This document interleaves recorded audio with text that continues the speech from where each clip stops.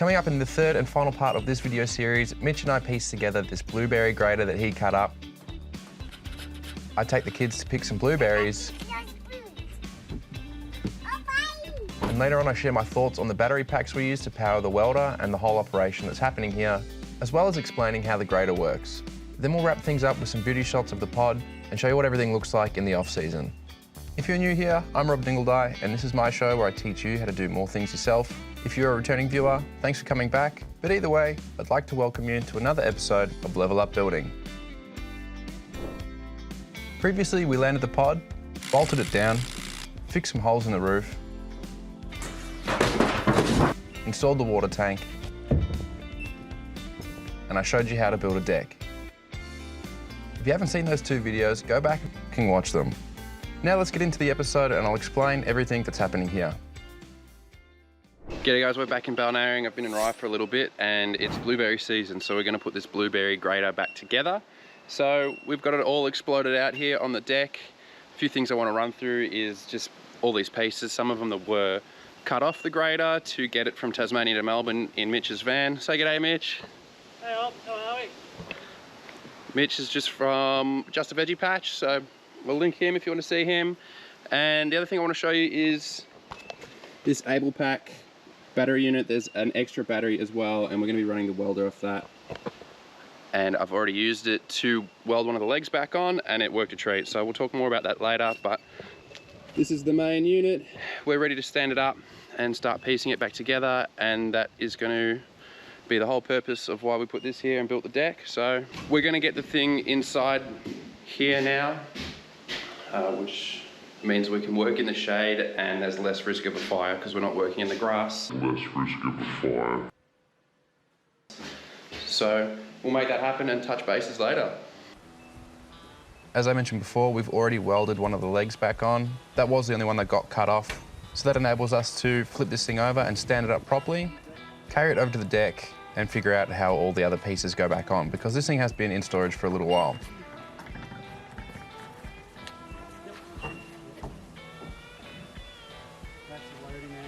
Now Mitch was the one who cut this up and brought it back to Victoria from Tasmania, so he does roughly remember where everything goes. So with the main section on the deck, we can set about mocking up the rest of the pieces, figuring out the heights and establishing how we're going to get this thing into the room before we put it all back together. With this thing mocked up, we can show Melissa what it looks like and figure out how we're going to run this operation. And basically the main decision that needed to be made was which end we wanted closer to the door, just so that there was some kind of workflow. Now, if we had welded this thing together before we put it in, it wouldn't have fit through the door. So that's just why we've done it this way. If you can't tell, this thing's extremely heavy, but we finally did get it in the room. Once it was mocked up again, all the cuts lining up with where they should, it was finally time to weld it back together.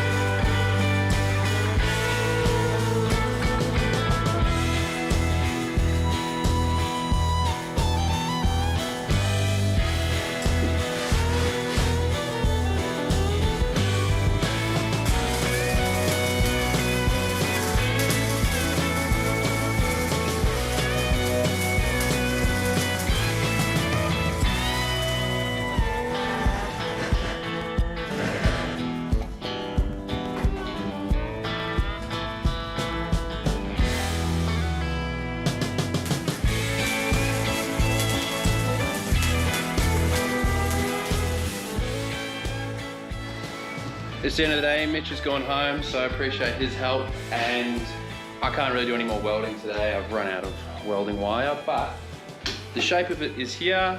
The blueberry grater is in the room, and I'll run you through everything that's been set up. So once we finish welding, we'll actually get operational, but before I forget to explain it, we had this section of table that was cut off, put that back on, underneath that was cut off. We've got that put back on. So you start at this end, dump your blueberries on, they run along this conveyor belt. That's what all these chains and stuff are for. So that chain spins the conveyor belt, this chain spins these 2 rollers. So your blueberries come along here, the small ones will fall through these and they'll end up in this tray and they'll go into a bucket. The medium ones fall in here, same thing, they'll go through this chute and then out into a bucket thanks to this conveyor belt underneath. And then there's another conveyor belt which finally picks up the largest of the blueberries. So if they don't fall through the gaps, the big ones end up here. And same thing, they come out in a bucket and we're sorted, literally. So the blueberries are sorted, short walk from the front door there, come around here, and we've got this cool room. So that's a portable cool room, and that is running beautifully at the minute. And it's all running off an extension lead. I'm pretty sure that's a 15 amp lead, and going straight in through the window to the power supply, which I'll show you now.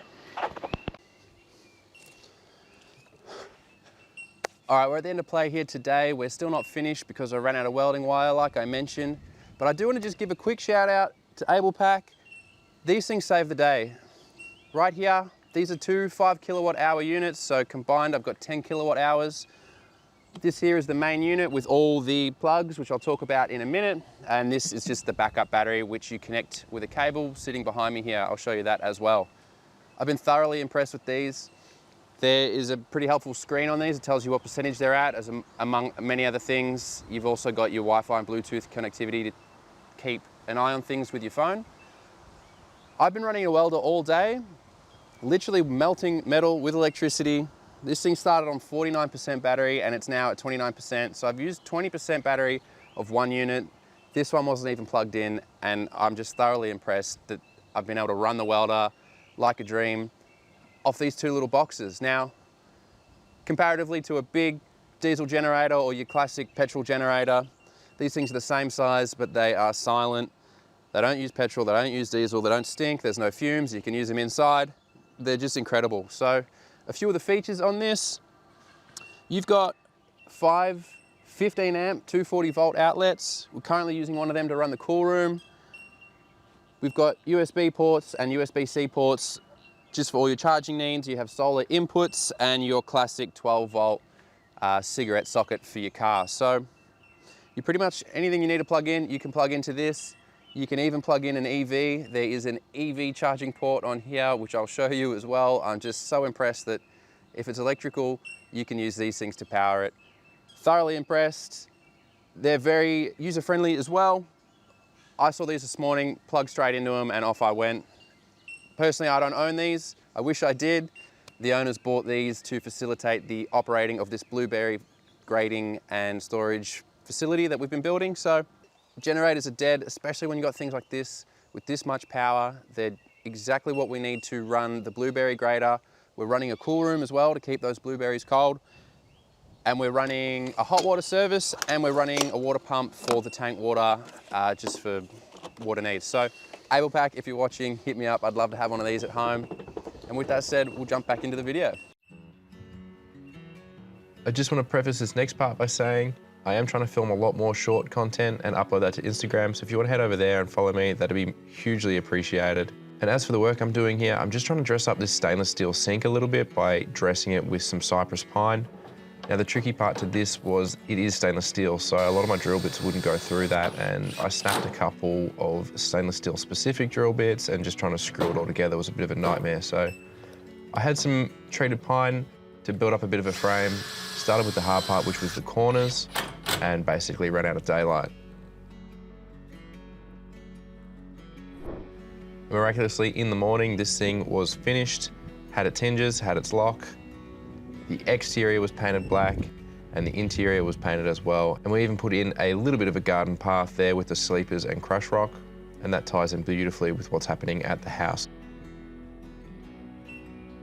Majority of the time, this is how this blueberry processing facility that we've built looks. It is being used as a farm gate as well. It's a bit of a multi-purpose area now, so we've got some produce and some preserves on the shelves in there, and the blueberry grater is just tucked up into the corner and covered up when it's not in use. So that thing's only really used 6 to 8 weeks of the year when harvest season is at its peak, and the relocatable fridge is taken off-site when it's not needed. So the only thing left to do is take you back in time to when it was summer and we were picking blueberries at the farm.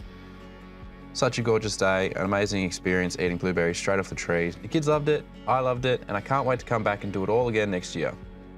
And if you've enjoyed following along, if you enjoy this type of content, feel free to check out my channel. There's plenty more videos there. But for now, just want to say thanks for watching, and I hope to see you next time.